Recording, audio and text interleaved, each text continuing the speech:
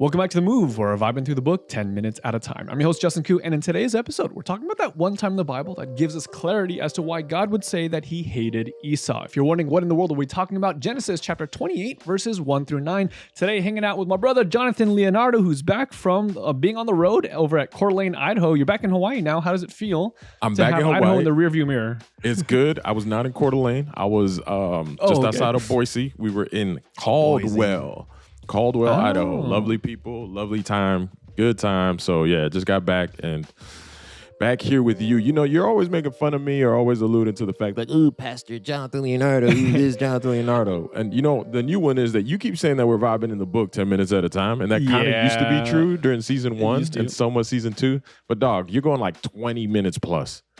We're doing 20, 30 minutes. Yeah, we got to figure out how to talk about the move in less than that amount of time, or maybe we got to retool the tagline, but you are absolutely right. Liar. It's not working. Yes. Liar to the You sit on a throne of lies. You sit on a throne of lies.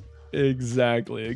But hey, whether it's 10 minutes or more, I'm stoked to be able to talk about this. This is one of those passages that might seem less important than it actually turns out to be. You and I were talking behind the scenes as to kind of what are some of the themes that are being developed in this passage, and we ended up jumping all the way back to season 1 or all the way forward into Romans chapter 9, where a very interesting theme is developed. Paul's quoting actually, where the scriptures talks about how Jacob I loved, Esau I hated, and you were telling me how this passage, this chapter, actually gives clarity as to what is Paul talking about, what is kind of the theme that's developing. So give us the kind of overview and let's dive right into this. Yeah, so the quick overview is that, like we've stated before, the Bible repeats itself and it uses themes and it uses structures to constantly repeat, expand. It repeats, it dives deeper in, it expands. And one theme that you see in the book of Genesis is this brother against brother motif, right? It's this theme that you see all the way back with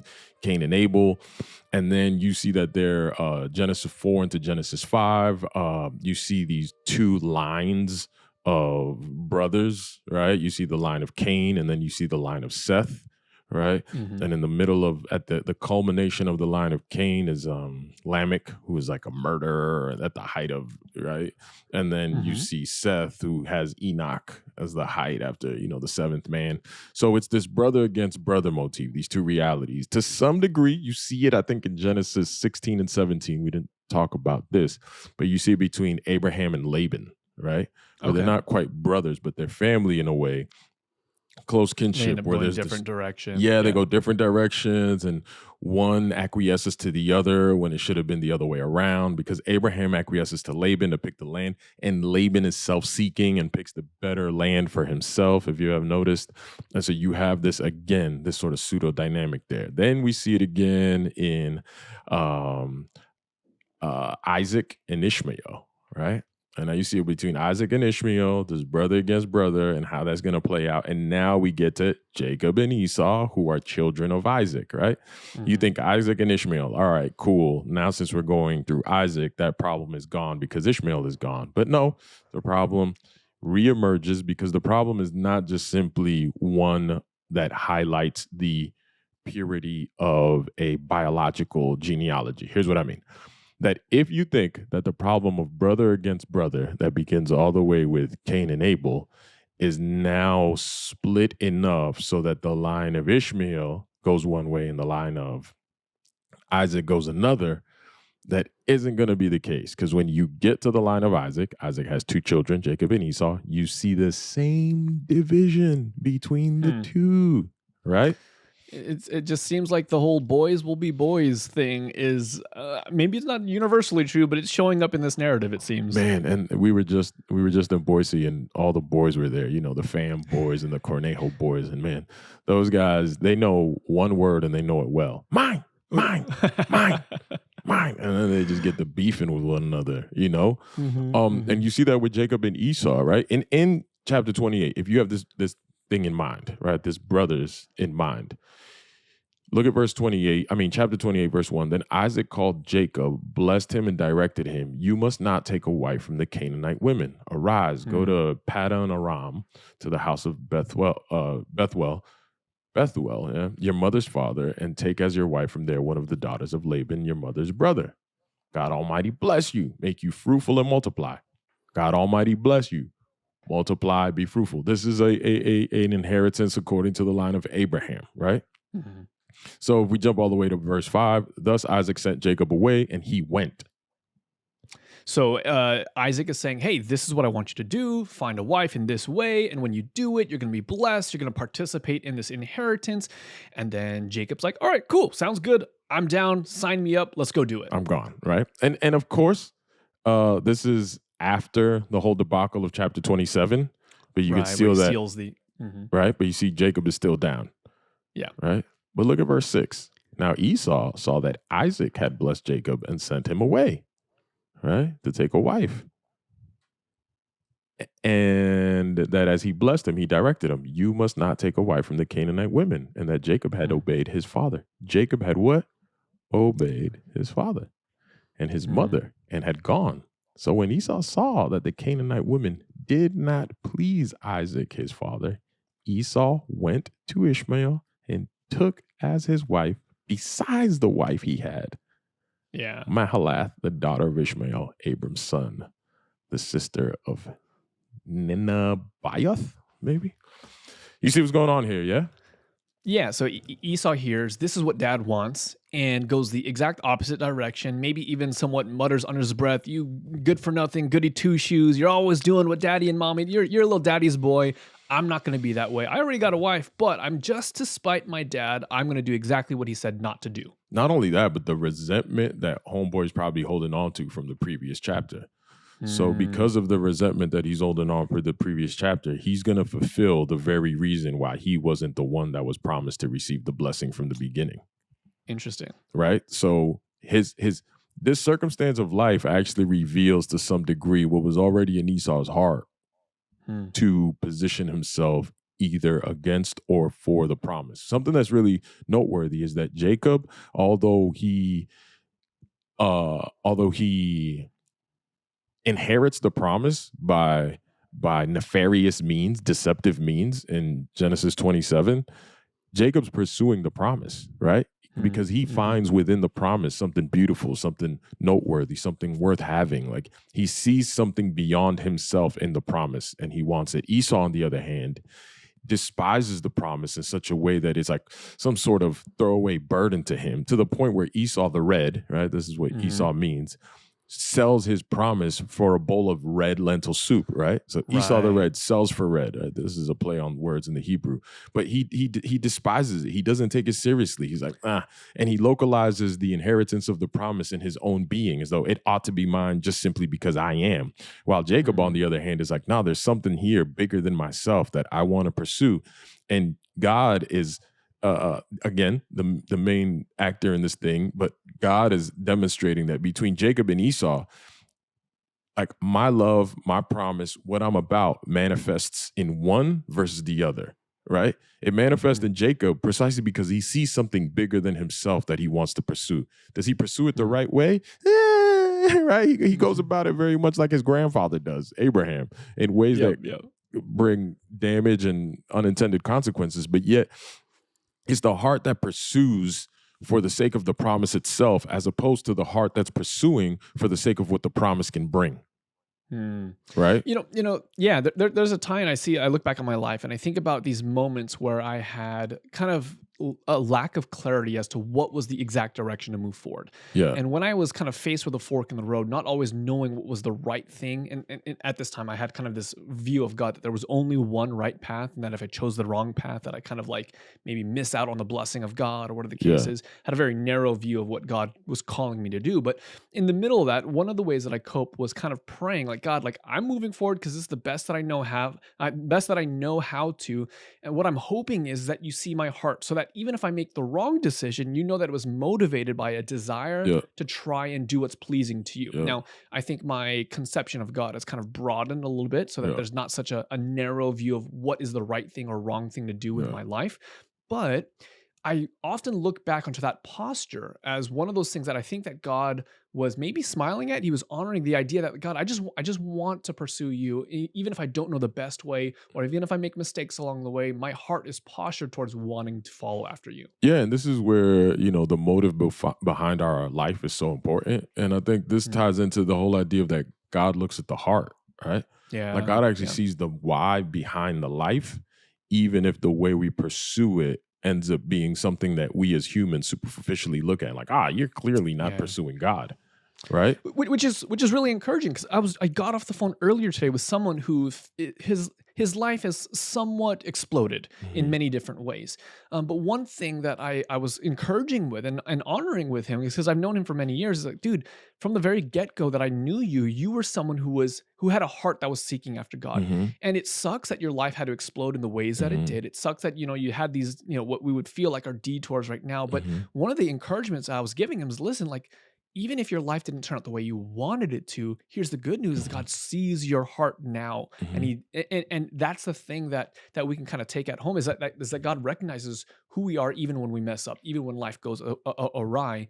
He sees our heart, he honors that, and he's able to work in the middle of all of that. It's because that willingness to actually be led by the Lord, even if we haven't learned the full trust to actually give it all to Him, that the why Mm, behind our life is to be led by the Lord, even when sometimes the circumstances have us waffle and we move in ways that are contrary to the way that maybe the Lord would have had for us. Even yet, when we move yeah. contrary to the way the Lord would have had for us, our desire to pursue, our desire to be positioned in agreement with God because we see something beyond ourselves Mm, is, I think, just the core quality of living by faith. I mean, think about right. Abraham and his condition and how often we talked about this previously, but that if you looked at Abraham's life, you can't find how to reconcile Abraham's life with the way that he's spoken about in Romans chapter 4, Right. right? Man of faith A who's man of done faith all who, these who great. never Yeah, yeah, yeah, yeah. weakened. They're like, Well, I mean, this is also what we're seeing with David, right? The man after God's own heart, and it's like, how do you make sense of that when he's got this terrible blot on his many terrible blots on mm-hmm, his record, mm-hmm, but it's a man who's after God's heart, a man who's pursuing, mm-hmm, albeit with maybe clouded vision at mm-hmm, times, mm-hmm, bumping into things that he shouldn't be bumping mm-hmm. into, but he's going after God's heart. Yeah, and this then brings to, you bring up David and you bring up this whole dynamic of pursuing with God's heart. It has something to say about how we interpret the actions of somebody via our cultural framework, right? Like our cultural Ooh. framework and our idea of ethics are then imposed on another generation, another sort of people, and Mm, using that sort of super like external sort of lens and superficial yeah. frame, we begin to Hmm. judge people in ways that God sees something deeper. He sees something else at work behind the Hmm. motives of people, and he sees things as they truly are. And he still calls David a man after his own heart. We look at Abraham and Yeah. we're like, yeah. But Yeah, not then, so good. yeah, God is like, no, he always moved in integrity. He always moved from faith. And since God's not a liar, his assessment must be more true than mine. But we see a Wow. little bit of what's going on here with Jacob and Esau, where Esau is resentful. Esau positions himself as though I'm going to do my own thing, while Jacob, although foibles and falling and stumbling along the way, is always pursuing the promise because of integrity of heart that says there is something here greater than myself that I want, and that I want is not just simply for material blessing. Maybe there's mixed motive there, but there's something about the transcendence of this God that I've been told about from my grandfather Abraham, from my father Isaac, and I want that surety. I want to be in relationship with him. I want to be the one by which he actually fulfills his promise because I want to be a part of that, right? And you see Mm, that play out in the following chapter. And I don't want to get ahead, but if you will bring me back home, if you will be my God, right? And you see this yeah. in the following chapter, and God is like, yeah, Yeah, I'm right yeah, here the whole time. You're circling us back towards Esau, because we've been talking about the heart of Jacob for a second, but I wanted to kind of pause on one more tangent, because it brought me to, is it First or Second Corinthians, where it talks about how we no longer see men according to the flesh. It's yeah, this idea that what you and I, from our human perspective, we see in a person isn't maybe always what God is seeing in a yeah, person. This is why it's so important for us not to view any other person according to the flesh. yeah, We can't look at people through our lens of hurt experiences and through our fleshly lens of ourselves, yeah, but also we have to have the ability to see in other people, before they see it in themselves, that which God sees. And what I mean is by that is, sometimes there's people that we come across in our life who have a defeated view of themselves, yeah, who have a subpar identity within themselves. They feel that because of their life experiences, because of what has been done to them, because maybe what they have done, that they are somehow discounted because they are because of the things that they've done in the flesh. Mm-hmm. And yet what God sees isn't what they're seeing in the mirror. And our privilege as ambassadors of the kingdom is to see what God sees before they see it in themselves. And by seeing what God sees in them before they see it, they might be able to see it in the mirror. Yeah. Because of our faith. And you see this in light of Esau's story when you read the rest of the Old Testament, that there is a protection over Esau and a caring over Esau so that he might turn to his God, right? When Esau becomes Edom. Like there is this, in the Old Testament, you see that the story of Esau is not just that he's cast away, right? Yeah, that's good news. But that there's an actual caring of God over, you see this in the oracles of the prophets, that Edom is cared for by God because of Esau, right? And the problem with Esau is not that, and this is very important, and I don't think we can like unpack it, but this idea of Esau I've hated is not as though God had maximal animus and hate towards Esau. The actual language there of hated is that my love was set on Jacob because of this, and then Esau was more like meh. Like I couldn't actually find the fulfillment of what I wanted in Esau because Esau has actually responded in this way, a hardness of heart. So Esau I have rejected, or Esau I have set aside or passed over for this here thing. It doesn't mean as though there isn't love for Esau. This idea of hated that we translated hated is not a maximal hate of animus or antagonism as much as it is a being able to decipher between who am I actually going to be able to do my plans through. I'm doing them through Jacob and not through Esau. Why am I not doing them through Esau? Because Esau displays these character deficiencies. Esau displays this sort of motive in his life. That doesn't mean he's irredeemable. It means that for this task that I've appointed, it's Jacob that I've loved and Esau that I've hated. Right? Okay, but it isn't a maximal animus because Esau is in hopes in the prophetic oracles. Esau is always looking to be redeemed, and God has a heart towards Esau and his inheritance. Okay, so when we read the English translation that Jacob I love, Esau I hate, we recognize that that's a poor English translation, that what's really being communicated is that God is on a mission, and his mission primarily is to deliver his children out of bondage, and the way that he's going to do it is through this lineage that comes down through these different individuals, and Jacob is the kind of individual who responds very, very positively to this promise that he wants to be a part of it, whereas Esau's like, nah, bump that, like, I don't care about this, I'm going to go the exact opposite direction. For the utility purpose of bringing about the redemption of humanity, God prefers to use someone like Jacob whose heart is towards him. And we see that what is being described as in the English language of Jacob have I hated isn't an actual like I hate you, I could care less what happens to you, because we see in the narrative a story of a God who loves all of his children, who's doing everything he can to redeem them. And specifically in the story of Esau, we see an attempt by God to redeem this individual himself. Absolutely. And you see that the reason why Jacob is because through Jacob and his heart, then God can actually restore humanity, one, back to their God, and two, back to each other. So it's through Jacob's heart and his experience that then Jacob is positioned to actually come back and receive and be received by Esau. If you remember at the end of the story, there is a move between these two brothers that they actually are able to fall into one another's neck. Right. And just weep and cry. And there's a restoration and reconciliation, which is a beautiful image of what God is trying to do for humanity. But he can do it through one brother for the sake of including the other. You see what I'm saying? So the reconciliation between Jacob and Esau is play acting of the greater plan of redemption, the reunification of the entire family of God.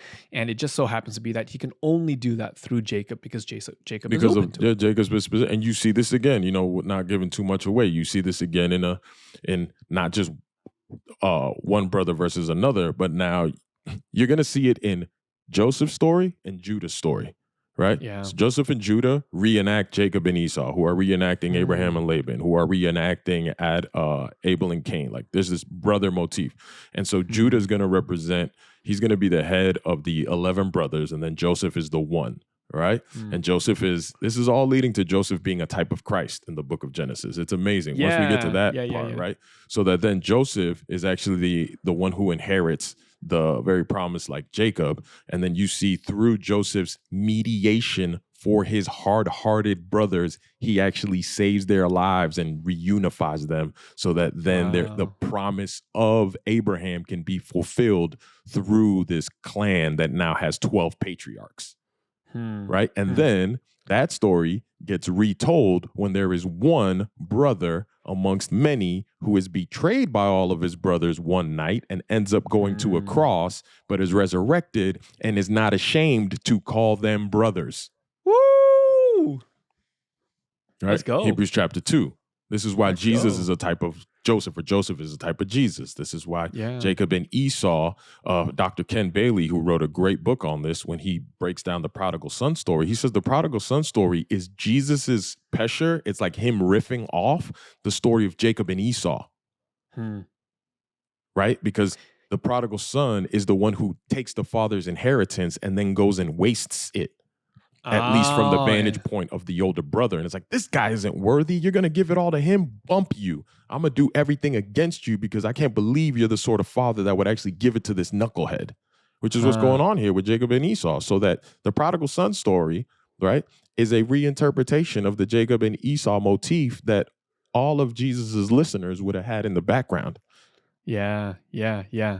And kind of bringing it back to one of the, we're returning back to this. I love this theme that God is the main player of the story, and we get to see the whole retelling of the prodigal son story isn't necessarily just for the telling of what happens to a prodigal son. Well, it's not just for the person who's maybe begrudgingly viewing himself as a servant, but the point of it is, look at our Father, who's willing to pour out his life, to pour out his bios. If you've gone to LRT Wave 1, you know what we're talking about. But this father's willing to open arms and run towards his son who's wayward and bring him back. Like, it's just so cool that even in this moment, we see the heart of God here in how he responds to his children. And it's worth noting that the demonstration of the Father's love is intended to reconcile brothers. Because think about Luke 15. When Luke 15 begins and you have these three parables, right, that Jesus tells that culminates in the prodigal son story, it's Jesus was talking to Pharisees and scribes and then tax collectors and sinners. So you have two groups that are both wayward, that are both gone, that are out there. And then by verse 11, when he starts the prodigal son story, he says there was a man with how many sons? 2 sons. 2. And so he's talking to these two groups, and he's trying to tell these two groups, you guys have this antagonism between each other because of a false understanding of what the Father's truly like, right? Yeah. But if you actually caught the revelation of what the Father is like, you'd be reconciled one to another. And this is exactly what happens with Jacob and Esau. They have a false sense of who their father is actually like, what Isaac is stewarding through the promise. And if they actually receive that revelation, there's a reconciliation between brothers. And again, that reconciliation is most clearly seen in the life of Jesus, who is, this is going to be really, really messed up for some of y'all. Jesus is literally our older brother of the race, right? Like, Jesus, I got a lot of pushback once. I put a quote on Instagram about Jesus being our older brother. Jesus isn't our older brother. It's like, yes, he is. Read Hebrews 2. Yeah. Like, it literally said he's not ashamed. He's not ashamed to call us brothers. He actually works like his whole role is like what the older brother stewards in the Old Testament. Jesus is the fulfillment of that. So do some Bible study. Jesus is presented as the older brother of the human race, right? Why? Because he's reconciling us as Esau's back to the Father through him being the one who inherited the promise. This is Galatians 3. That's the point. Yeah. Wow. We're the Esau in the story. Our lives oftentimes have reflected the kind of I'm going to do exactly the opposite of what you say. This is the heart of rebellion. And yet what we get to receive as a gift by faith is the new heart. And we actually now get to model a life that's more in line with what Jacob is experiencing. Yeah, God, I'm going after what you've promised. I don't always know how to make the right moves. I don't always zig when I should zag. You know, and yet God honors it. God's pleased by it, and we can have confidence that even when we make the mistake, that God is just like the father in the prodigal son story. Arms wide open. He's about the business of reconciliation. He's happy to see you. He's glad you're in his house. That's some good news. It's crazy. To me, it blows my mind how often we see these reoccurring themes in the narrative, and it's almost as though like the whole point of the gospel is like the whole narrative of scripture is to point us to this one immutable fact. 100%. It's just beautiful. Yeah. And you see this, you see this play out all the way in Hebrews 12, like this theme of like brothers, right? It finds this climax. Hebrews 12, Hebrews 12, like verses 17, 16, 17, right? Like, see that no one obtains to fail the grace of God, that no root of bitterness springs up and causes trouble, and by it, many become defiled. So Esau had this root of bitterness that sprang up, right? That no one is sexually immoral or unholy like Esau, who sold his birthright for a single meal. For you know that afterward, when he desired to inherit the blessing, he was rejected, for he found no chance to repent, though he sought it with tears. So like, don't practice that hardness of heart like Esau. Like, actually be positioned kind of like Jacob, and that like, even if there's foibles and failures, your heart is in agreement with God, because God's heart has always been in agreement with us. Hey guys, book club alert. If you have been following over previous episodes, you've probably heard about this idea already, but Jonathan has written a book and we wanted to create a club because we think that the book is worth talking about. Or at least I'll say that I believe that the book is worth talking about. And so one of the things that we're actually doing, probably right around the time that you're listening to this episode, is we actually have a weekly book club where we're going chapter by chapter through the book Free from Sin. They're at Sundays sometime in the morning, and we'd love for you to be a part of it. You can simply text the word book club to the number. Jonathan, what's the number? I don't have the number memorized. 808-204-4372. That'll be in the description or show notes of the episode in case you are driving or working out and you're not in a place where you can write that information down. But we would love for you to be a part of this experience. This is the kind of thing that we are thinking would be great for people who are maybe first exposed to this idea, this concept of free from sin. This is going to be the kind of place where you can ask questions. It'll be a safe place. We won't be recording these episodes. And so it'll be the kind of thing where if you want to be able to process this through in real time, ask hard-hitting questions, to be able to be there in community, to have prayer, all the kinds of things that really make these experiences meaningful, this is the place for you. If you've been looking for a place to connect in person, live with other people who are going through this stuff and really just experiencing the good news of this gospel of freedom and identity and hope and all the things, we would love for you to be there. So again, text the word Bible study to Jonathan. The number 808-204-4372. And we'll see you guys then.